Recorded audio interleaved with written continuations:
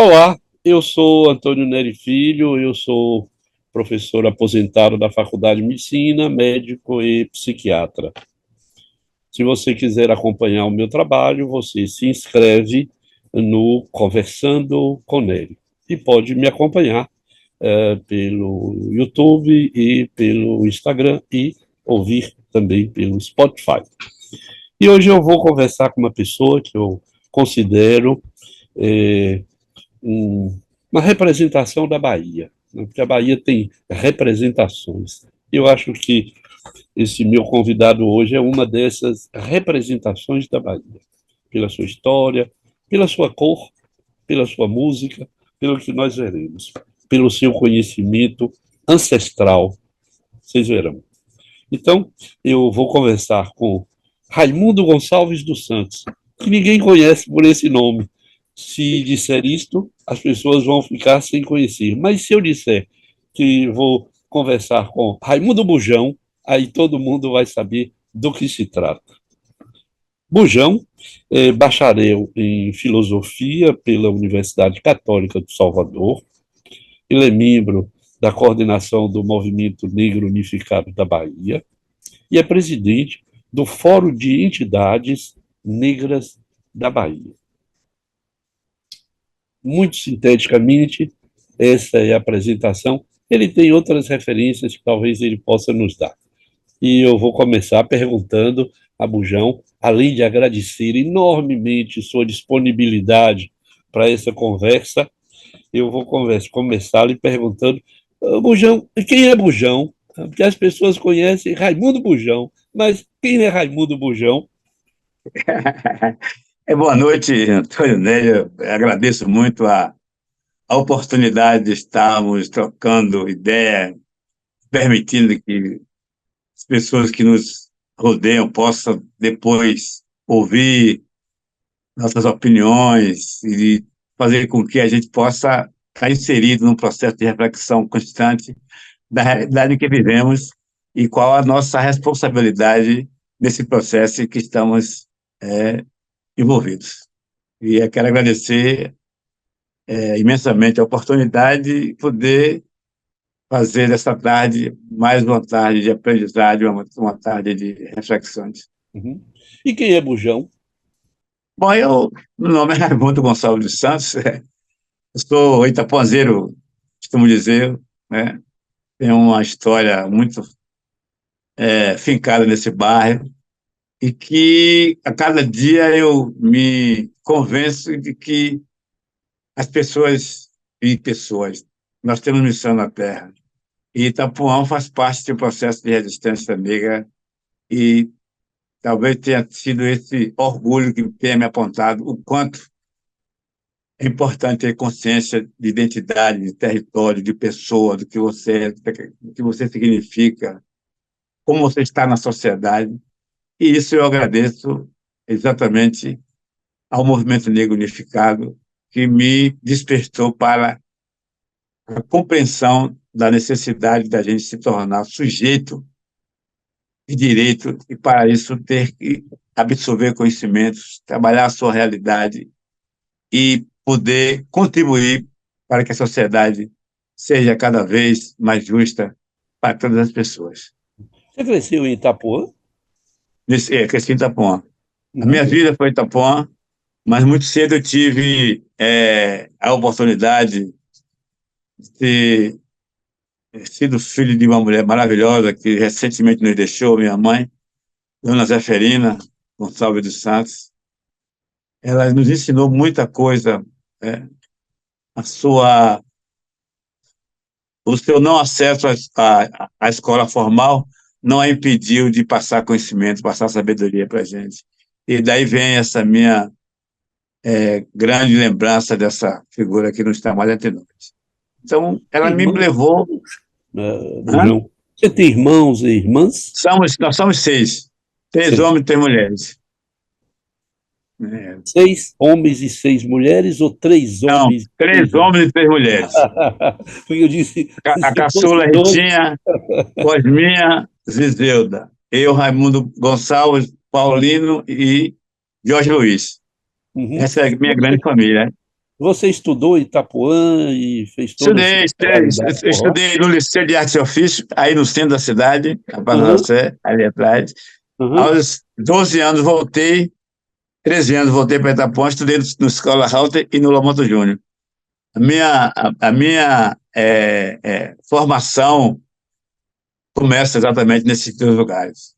E é de Itapuã que eu venho para a cidade, da cidade que eu conheço o movimento negro unificado e me encontro com a luta da resistência negra e interajo, cresço, aprendo, convivo com vários setores, com o pessoal do candomblé, as grandes autoridades. Eu tive o privilégio de ter tido contato com Mailda Getulu, Mantela de Oxóssi. Então, eu sou fruto de um conjunto de energias positivas que traduzem uma necessidade da nossa cada vez mais ligação com as nossas culturas e identidades, porque ela nos fortalece. E a escolha da filosofia, Bujão? Nery, eu nunca tive, talvez tenha sido muito em função das coisas que meus pais sempre nos diziam, que era a questão da gente não ter apego material, né? E eu fui para a universidade necessariamente tarde, e aí eu já tinha, né, 33 anos, mas eu percebi que um curso para mim seria filosofia, que ia associar a vida que eu levo como militante à compreensão mais ampla de como a sociedade se organiza. Que é fundamental que você entenda, né, que você é, o meio em que você convive, que se você se propõe a estar naquele lugar como referência de um debate, você tem que estar preparado para, a qualquer momento, ser submetido a um teste da sua responsabilidade com o conjunto desse coletivo ao qual você se pretende representar. Você acha que o movimento negro unificado, tem alguma coisa a ver com a sua escolha para a filosofia? Acredito que sim. Sim, porque a partir dessa minha militância, a necessidade de cada vez mais ter o exercício da compreensão, da reflexão. E ali já, para mim, a ambição individual de realização, de estar na universidade, já perdeu a importância. E muito mais a minha capacidade de contribuir para a sociedade do ponto de vista mais, é, é, de forma mais logicamente articulada para a defesa de bandeiras que você acredita. Então, o movimento negro me deu. Eu ia dizer, a formação no Liceu de Artes e Ofício influenciou a sua trajetória e sua inserção na luta e no trabalho em defesa dos negros e negras da Bahia? De idade, eu comecei a frequentar. Eu entendi. Eu digo, a seu Eu entendi a trabalho, sua. a sua formação no museu, no Liceu de Artes e Ofícios, influenciou a sua aproximação com o movimento negro unificado e o seu trabalho militante na defesa dos negros e negras da Bahia? Sim, porque me colocou muito próximo da efervescência da história da resistência negra. Uhum. E, então, como o Liceu está dentro do centro histórico, muito próximo, no fundo da Praça da Sé, muito próximo do Liceu, o Liceu circulava ali no Terreiro de Jesus, um professor mandava a gente comprar alguma coisa, ele tinha 11 anos de idade, isso em 71, e você começa a ver outro mundo que, ao mesmo tempo que era assustador, lhe provocava uma série de interrogações. E de lá eu conheci a cidade, então era morar em Itapuã era como se fosse um lugar distante. Uhum. Então eu rompi com essa distância. Então isso também ajudou muito, porque eu muito cedo eu conheci o centro da cidade. Então isso também foi importante para o mundo se abrir, a compreensão maior. E aí eu me deparo com o movimento negro. E mais tarde,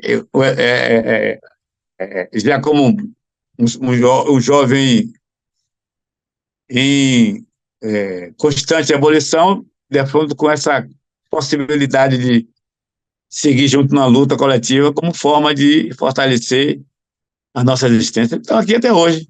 E hoje eu tenho, depois de ter passado muito tempo na militância, eu hoje faço trabalho também junto com o Fórum Identidade Negra da Bahia, o qual eu estou presidente, e me sinto muito orgulhoso de ter tido a confiança do conjunto de entidades que compõem o Fórum, o Miliaê, Muzenza, os Negões, o Aganju, o Acambi, Cortejo Afro, que são organizações que fazem reproduzir a efervescência das diversas formas da luta negra na Bahia, e para mim é uma grande responsabilidade poder estabelecer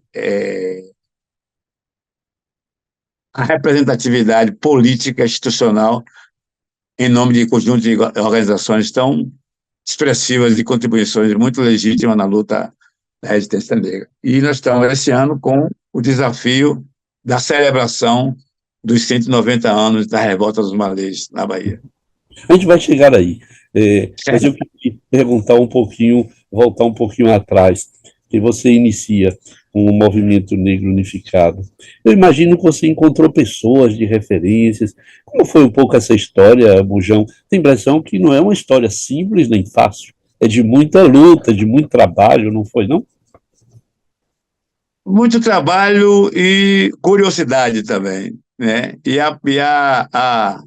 A necessidade de interagir com outros setores. Nesse aspecto, eu acredito, né, que a, o surgimento dos blocos afros foi de suma importância para a, a interlocução, a troca de informações, de saberes e sabedorias interagindo, interlaçando na busca de um caminho fortalecido para uma causa, em defesa de uma bandeira, entendeu? Uhum. E a gente tem que estar vinculado a um processo histórico, ter a consciência da responsabilidade que é e o quanto que a sociedade escondeu a verdadeira contribuição da população negra na formação da sociedade baiana e brasileira, e que ela não se resume exclusivamente à condição de escravizado, mas sim de responsável pela uma parte civilizatória importante da sociedade brasileira e que temos todos o direito de também partilhar daquilo que a sociedade tem de melhor, porque o pior a gente já convive. Uhum. Eu imagino que você conhece bem o que é o racismo, sobretudo numa cidade como Salvador, que não discutiu ainda, a meu ver, o racismo. O que você pensa disso? Discutir racismo. Não, eu digo, é, Salvador é uma cidade, se diz 85% de Por cento negros, da população. e nós não discutimos o racismo. Nessa trajetória do movimento negro unificado, você reconhece e tem trabalhado contra esse racismo? De que modo? Como é que tem sido essa luta, Bujão? Velho, essa pergunta é muito importante. A luta contra o racismo ela é cotidiana. Ela está no seu dia a dia e você tem que estar muito atento porque as formas são tão sutis e as disparidades tão é, díspares que você chegar numa cidade negra como Salvador, com esse percentual, mas que essa população não tem a compreensão exatamente do que significa o seu papel na sociedade e permite que menos de 1% da população dessa cidade, desse município, detenha quase 90% do poder econômico, isso tem algo de errado. E isso está sustentado na história do racismo. E agora, como é que a gente consegue transmitir para essa população nossa que isso está vinculado a todo um processo de dominação e exploração e espoliação de um povo? É isso, e isso é um debate muito complicado, porque a população negra ela tem que estar lutando diariamente para o que vai comer hoje e não sabe o que, é que vai comer amanhã. E o Então, movimento, você falar de racismo, que parece ser um debate intelectual, a uma realidade como essa, é difícil, porque você não vai ter condição de. Ela não tem tempo de esperar porque o seu dia a dia, o seu cotidiano é a busca incessante de botar a comida na mesa para si, e na maioria das vezes as mulheres negras são mães solo e da sua prole, entendeu? Uhum. Como é que você vê o avanço que as entidades que você preside atualmente, esse fórum, têm conseguido provocar mudanças, Bujão? Nós temos, associado ao debate da luta contra o racismo que nós estamos dialogando, existe um sistema que nos move no geral, né? Que domina a sociedade. É uma sociedade, nossa sociedade, ela se mantém a partir de um segmento capitalista. E o capitalismo, ele é tão hábil que os detentores do capital, eles fazem com que a massa não associe o poder do seu capital à sua condição étnica, cultural, identitária, porque isso facilita a dominação. É um debate muito profundo. E como é que você consegue transmitir isso em poucas palavras para uma população que está o tempo inteiro na busca de um pão para comer? A desigualdade ele é um elemento extremamente eficaz na manutenção do status dele. Mas nós temos que lutar e acreditar que é possível transformar a partir do fortalecimento dessas organizações e, sobretudo, a gente conseguir colocar na sociedade a compreensão de que lutar por igualdade não é crime, é um direito de todo cidadão que se sente mal representado na sociedade em que ele também ajudou a construir. A riqueza de Salvador, da Bahia e do Brasil, ela também tem que ser partilhada conosco. Então, nós temos que trazer esse debate. Qual é a sua aproximação com o candomblé e qual é o papel que você acha o candomblé tem nessa luta pelo reconhecimento do povo preto como cidadão, como outro qualquer, como cidadão de primeira categoria, como todos? Tenho aqui um livro que eu aconselho que as pessoas acessem, de Mãe Eugênia, Mãe Aninha dos Santos, aquela que fundou o Ilha Chapafondá. Nery, a sua pergunta é enriquecedora. O candomblé, ele tem, e você como profissional da psiquiatria, tem muito cientificamente o que falar sobre isso. A religião do candomblé ela tem uma eficácia na essência, sobretudo, comportamental das pessoas que a seguem, que tem o candomblé como referência filosófica e religiosa. Então, para mim, a minha avó, eu já criança, a mãe da minha mãe, ela era uma Ayaô, ela era de candomblé. Isso, eu cresci com essa coisa perto de mim. Isso foi se aproximando. E quando eu me aproximei dele, achei o Pafungá e tive o privilégio de conhecer a liturgia, conviver e lembrar da minha infância, da minha curiosidade, da minha relação sempre constante com essa cultura e dizer que meu caminho jamais seria um caminho completo se não tivesse vinculado, independente do tipo de relação que eu venha a ter, mas com esse vínculo ancestral espiritual do candomblé.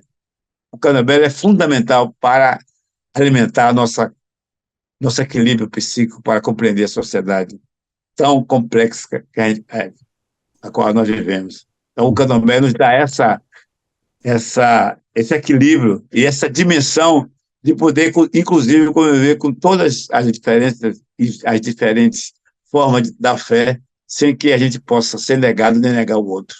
Uhum. E isso é uma sabedoria ímpar que me vincula diretamente ao meu dia a dia, no meu cotidiano, as coisas que eu faço, está sempre vinculado com esse sentimento que me move a partir dessa fé, desse universo que é o candomblé, em termos civilizatórios. E E é a por isso música, que eu me sinto. Bujão? Hein? E a música? O A Ilê? música ele é uma extensão também que vem do candomblé. Porque o candomblé é só música, né? O candomblé é o tempo inteiro linguagem, variedades. E eu sempre vi na música uma forma de expressar.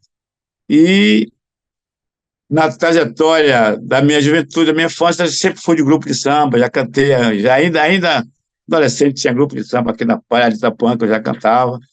Então, e depois, 79, 80, eu conheço o Bloco Malê de Ballet, o qual eu ajudo a se constituir como organização, e passei a cantar, mas já tenho mais de 40 anos que a gente não faz parte mais da instituição, mas a contribuição continua. E é bom olhar para trás e perceber e poder afirmar que a Bahia hoje deve aos blocos afro uma contribuição imensurável sobre a sua potencialidade em poder fazer com que a história seja revestida a partir da sua música. A música como elemento de transmissão de conhecimento e de história. Os blocos afros trazem as mensagens falando de África, falando de situações da Bahia, de conversa do Búzios, dos malês. Isso dá uma grande revertério a uma sociedade que teve como pilar uma dominação ideológica a partir da negação das nossas identidades. E os blocos afros rompem com essa barreira e se constitui numa das grandes contribuições da luta do movimento negro como um todo no Brasil. E este ano, 2024, é muito bom lembrar que está fazendo 50 anos. 50 anos e é uma maneira da gente dizer que na história contemporânea existe um segmento chamado Bloco Afro. Ele aí agora vai fazer uma turnê praticamente mundial, chamando a atenção desse significado. Um conjunto, o Olodum também vai agora para a África, para o Benin. Quer dizer, nós estamos já exportando esse know-how mundo afora a partir desse segmento Bloco Afro. E então, nessa mesma vibração, nós vamos celebrar os 190 anos da Revolta dos Balês na Bahia, que já Então estamos você não acha que a gente está precisando falar mais disso aqui na Bahia e no Brasil, Bujão? Quer dizer, revelar mais para o Brasil e mesmo para a Bahia, de certo modo. Você não acha que a gente está precisando revelar, tornar isso mais visível, mais conhecido dos baianos e do Brasil? eu não tenho dúvida disso. A sociedade perde a oportunidade quando não tem a verdadeira dimensão do significado que é você poder estar refletindo sobre questões que envolvem o seu dia a dia e que você precisa cada vez mais estar antenado com as coisas que acontecem para que você possa, enquanto sujeito, poder interferir. E isso interfere na sua decisão no dia que você vai para a urna dar seu voto, isso interfere no seu comportamento quando você pega o metrô, isso interfere no seu dia a dia quando você cruza com uma pessoa do seu lado, que você já achando que já está com o inimigo perto de você. Então, são coisas que a gente precisa. O racismo nos leva, por exemplo, a essa coisa da violência policial, que é uma coisa que estarrecedora. Aí você vê a Bahia hoje sendo carro-chefe desse processo e está pautado exatamente na falta de um debate mais aprofundado do significado do racismo e da escravidão em nosso Estado. Isso é preciso, não terá governo nenhum êxito se ele cada vez mais estabelecer compra de equipamentos e armas para fortalecer a polícia, se o debate todo da questão do racismo não tiver antes, enquanto elemento fundante da compreensão de como utilizar o dinheiro público para investir em determinada situação. Bujão, eu não tenho dúvida de que os blocos afro, hoje, na Bahia, têm uma importância fundamental, eu diria, na colocação dessa pauta para ser discutida. Escravidão, racismo, esse racismo estrutural, essa história de escola pobre para pobres, saúde pobre para pobres. Eu tenho certeza, convicção de que os blocos denunciam isso de um modo absolutamente fundamental. Agora, eu queria te... Você bateu um papo agora que eu gostei muito da sua fala. E desculpa até eu conheci o raciocínio, mas eu acho que eu não queria perder esse gancho. Você usou aí agora repetidamente a palavra pobre, pobre, pobre. Eu não sei se foi uma provocação, mas eu vou entender como uma provocação, porque esse, por exemplo, é um debate que eu gostaria de trazer à tona e me angustia muito, me incomoda muito, por exemplo, quando hoje mesmo eu assistindo, vi como é que eu diria, essa confusão que está em nosso campo de estar a todo momento legitimando a pobreza. Nós precisamos ter cuidado com isso, porque é essa naturalização da pobreza que faz com que, do ponto de vista da linguagem, a pessoa olha para o outro e diz assim, esse aí não vale nada porque ele é pobre. Eu, por exemplo, acho que o presidente Lula, que usa muito disso, eu já mandei vários recados e posso dizer que nossa conversa aqui não tem a mínima possibilidade, eu quero desabafar isso. Nós, da esquerda, precisamos tirar do nosso vocabulário a palavra pobre. A palavra pobre, ela legitima a desigualdade, ela legitima toda a expropriação que foi imposta nesse país, desde a tentativa como eu disse, da destruição completa dos povos originários, dos indígenas, sabe? Veio com a população negra. Então, nós precisamos entender para poder a gente enfrentar esse fenômeno. Do contrário, a gente não vai transformar. Abolir a palavra pobre, que naturaliza um lugar que não é o do pobre, não é o dos, não é o dos e que é da expropriação. Porque, por exemplo, quando o presidente Lula disse que vai numa comunidade, né? Não, porque eu estou querendo fazer mais para os mais pobres, não existe mais para os mais pobres. Ele está fazendo para quem precisa. Porque a desigualdade deste país não pode ser tida como uma coisa. É inadmissível que um segmento que chegou no Brasil, tem os povos originários, que são os povos indígenas. Tem um segmento que está no Brasil desde de 1520, o tráfico negreiro, que durou até 1888. A transação do Brasil com as relações exterior começa com a vinda no início do século XX, final do século XIX do século XX, de alemães, holandeses, para simplesmente reduzir a presença negra. Não deu certo. Não deu certo. Até porque o racismo não ia permitir. Nós nos reproduzimos, nós estamos aqui vivos. Mas a ideologia da negação, ela está ainda numa condição muito confortável. E nós precisamos mudar essa condição. E a palavra pobre, ela naturaliza as desigualdades. No Brasil, quer dizer, como é que um povo que chega... eu vi outro dia um cara do agronegócio com um sobrenome que eu não consigo nem lembrar, mas eu ri tanto daí, lá da região ali, da norte ali, de Rondônia e tal, que os índios estavam invadindo as terras, aí o sobrenome do cara, estrangeiro. Aí eu pergunto, quer dizer, como é que um povo chegou aqui com pouco mais de 100 anos, chama os indígenas de invasores? Você está entendendo? Então há uma distorção, nós precisamos fazer isso. E isso está exatamente na condição de achar que é normal. Por exemplo, aqui na Bahia, a CM Neto ser proprietário de parte significativa da economia da cidade, do Estado, está junto com o marqueteiro do PT, comprando os empreendimentos de Salvador.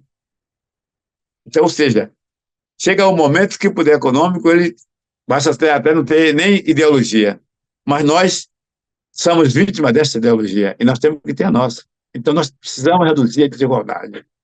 E, para mim, a pobreza é legítima. Lula não pode estar ajudando os mais pobres, mas é para quem mais precisa. e, no máximo, as pessoas empobrecidas. Hum, Porque isso vai diferenciar o discurso da direita com o discurso da esquerda. uhum, Eu sempre tenho pedido isso. uhum. Você, Não sei se você me você, faz. eu não sei se você concorda com a sua opinião Sim, também, pode expressar a não, sua opinião sobre relação a isso. não, Eu tenho todo o know-how para fazer.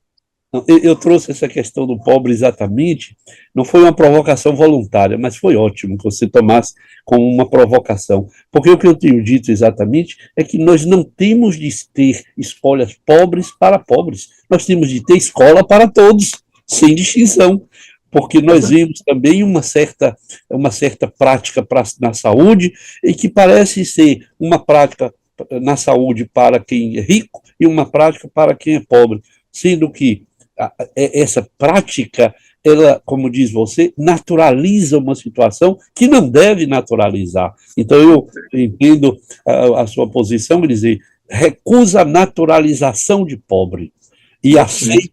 aceita a designação de que necessitado, de quem precisa, Isso.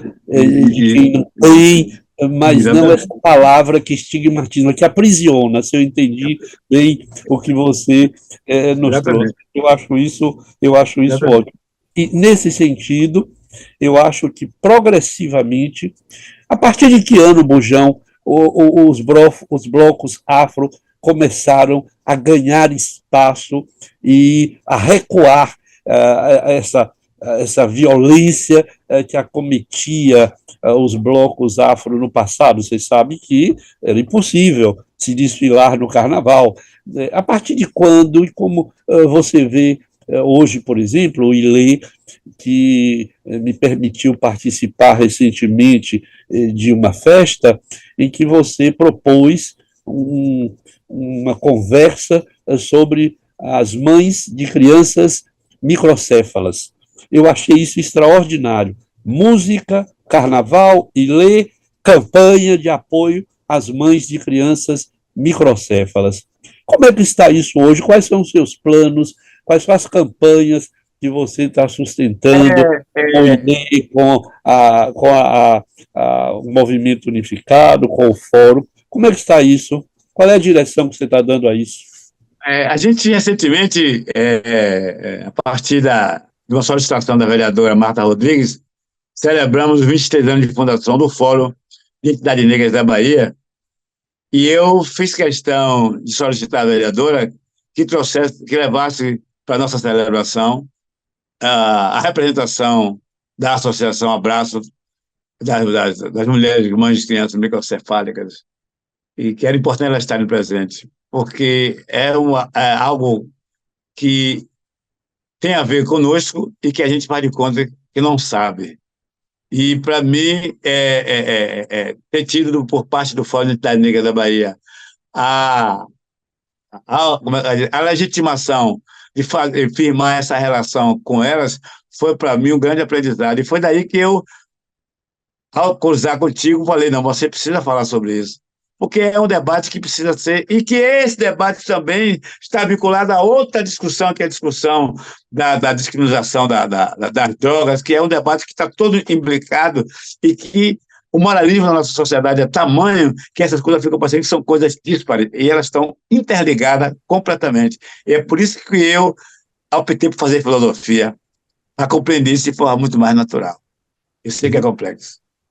Você tocou agora numa coisa que você sabe me é muito cara como trabalho. Tem 40 anos que eu cuido de pessoas usuárias de álcool e outras drogas. Como é que você vê hoje essa questão no Brasil e na Bahia, e, sobretudo, isso que nós sabemos, a prisão é sempre, o tráfico é sempre voltado para um discurso que envolve na cabeça das pessoas pretos, pobres de periferia que vão presos e enchem as cadeias.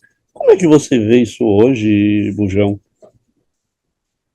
Eu acredito que a grande situação hoje, para nós, é estar inserido no debate nacional, de alguma maneira. Nós precisamos afirmar, porque o Brasil está no momento, inclusive, de constante conflito, né? As coisas não estão dadas. Você percebe que a polarização ideológica ela continua, e as coisas estão acontecendo, e para nós parece-me que nós estamos vivendo do lado de fora do que está dos acontecimentos, e não é, né? Não é. Então, você perguntou qual é a nossa opinião com relação a... A sua, a essa história, né, de droga, tráfico, o poder público, a polícia, Sim, prende, tem várias, eu vou prende, começar, por exemplo, uma dizendo, por situação exemplo, a questão da... extremamente Ó, estranha. eu estou vendo, por E, exemplo, eu acompanhei o arcabouço, né? Acompanhei, atento a toda essa engrenagem, essa manobra que fez o nosso ministro Haddad para, né, aquecer a economia. E aí eu fico, por exemplo, com relação às drogas, eu fico observando nos países, porque o Brasil tem a mania de se comparar muito com a Europa, com os Estados Unidos, como é isso? Em alguns momentos. Então eu fico observando, por exemplo, no Canadá, os caras estão dizendo que o Estado está lucrando 100 bilhões de dólares na comercialização da cannabis. Aqui no Brasil, a gente vê constantemente dizer que a Polícia Militar, a Polícia Federal, que incinerou não sei quantos pés de maconha. Ou seja, alguma coisa está errada.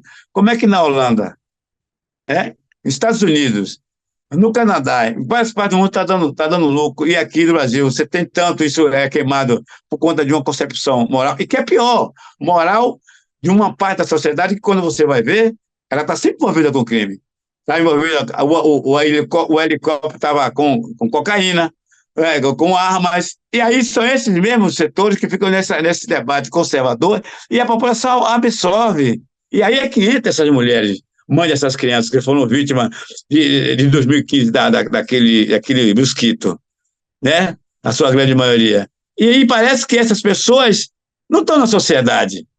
Porque se considerar que tem acesso ao extrato do canabidiol, precisa ter licença da justiça para que a justiça avalie cada caso.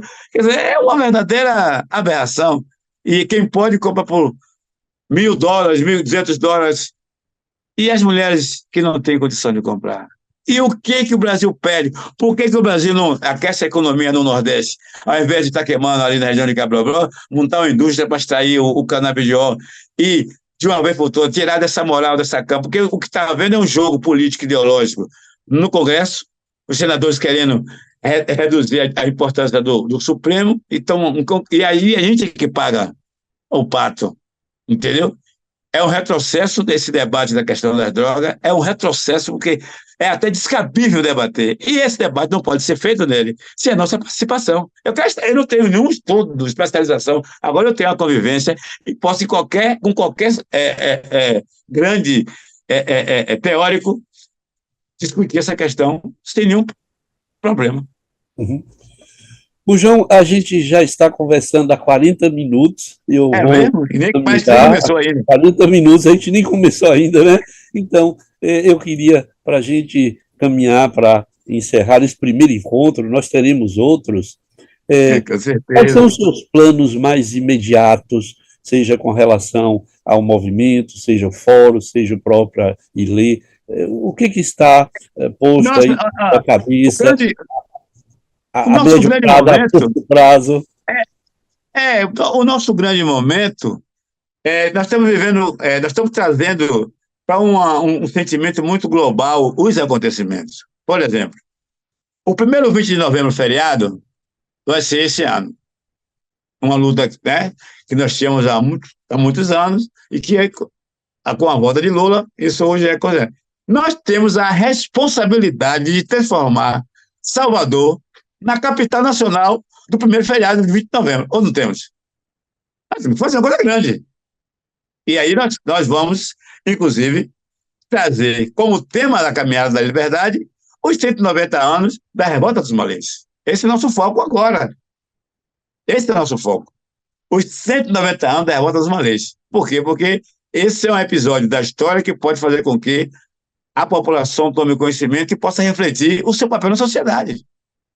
Não adianta a gente estabelecer que a política ela se dá apenas com a estratégia do marqueteiro, esse ou aquele que vai dizer como as pessoas vão se comportar, mas que também as pessoas podem tomar decisões independente da indução da tecnologia do marketing. Mas você está inserido e antecipando o debate. Aí, se você comparar a ladeira da praça, que ontem era a ladeira da praça, hoje é a ladeira da Revolta dos Malês. O que é que muda? As pessoas vão perguntar. O que As pessoas vão muda? perguntar. O que é que muda? Entendeu? O que o passado com o atual.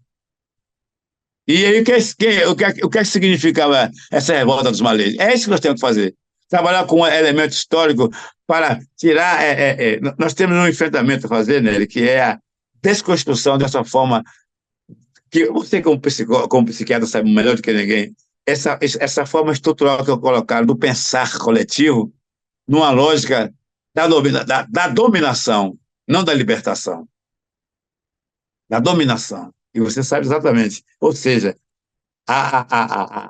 o sentimento da classe dominante está exposto na classe dominada, sintetizando a síntese do nobre Steve Biko. A maior arma do opressor é a mente do oprimido. E é exatamente essa desconstrução que nós temos que fazer, sabe, da reprodução do sentimento da classe dominante, que é isso que o povo faz. Então, nós temos um papel dessa desconstrução. O João, eu tenho certeza que essa nossa breve conversa vai nessa direção da desconstrução de uma história que foi mal contada. E, mesmo mal contada, não foi suficientemente, a meu ver, ainda contada. Então, sim. Eu queria lhe agradecer enormemente esse tempo que você me acordou de sua vida para conversar um pouco. Eu queria muito, há muito tempo, me aproximar mais de você. Obrigado. A partir do nosso encontro no Pelourinho, a nossa amiga Cláudia Correia me apresentou a você. Correia, lembro. E ali, imediatamente, você me convidou para ir àquela festa onde nós conversamos sobre a importância da proteção das mães de filhos microcéfalos, e que eu acho que precisamos falar mais e proteger mais. Então, eu queria lhe agradecer. E eu tenho terminado sempre as minhas conversas oferecendo uma poesia ao meu convidado. E eu queria lhe oferecer uma poesia agora, que tem como título Canção do Silêncio. Um carnaval me atravessa violento. Meus ouvidos apenas digerem algo do que se ouviu, numa oficina lenta de mastigar palavras. Minhas gengivas sangram mudas, tanto colorido de pura sofreguidão. É como a morte nos descampados da primavera imensa. Para além da flor em perfume, há a vespa e o áspero do seu ferrão. Meu grito de dor e calma, este mesmo que vaza grosso de meus olhos, imita a voz das cigarras. Amigo, aprenda agora que a cigarra não morre cantando. Jamais. Dentro dela vive uma ferida sem remédio. Ela abriga no seu ventre um corte nascido de dentro, que dilacera as entranhas. No seu ventre moram medos insondáveis e um corte que sangra alto. Toda cigarra, como eu, morre gritando. Eu acho, Bujão, que você vai morrer gritando. E por isso eu agradeço enormemente. Essa poesia é de uma mulher negra, Lívia Natália, e está no seu livro Água Negra e Outras Águas. Eu queria lhe agradecer muito e dizer que nós nos veremos claro. Então, eu já quero deixar público que eu quero voltar, para a gente nem começamos a conversar. Muita coisa ficou no caminho. Começamos, eu acho que foi uma boa conversa. Mas, assim, eu quero dizer que nós vamos cada vez mais dar visibilidade às mulheres mães de crianças microcefálicas, mas com o sentimento, inclusive, não só de ajuda, de responsabilidade. Porque esse sentimento de ajuda não mexe muito com a minha motivação. Eu gosto muito né, do comprometimento. Isso, para Isso. mim, é fundamental. Comprometer as pessoas. Muito bom. Exatamente.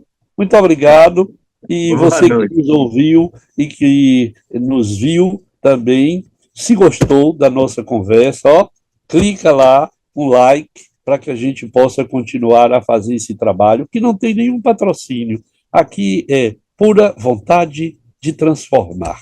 E aí você pode me acompanhar no YouTube, você pode me acompanhar no Instagram ou me ouvir no Spotify. Então, obrigado e até a próxima.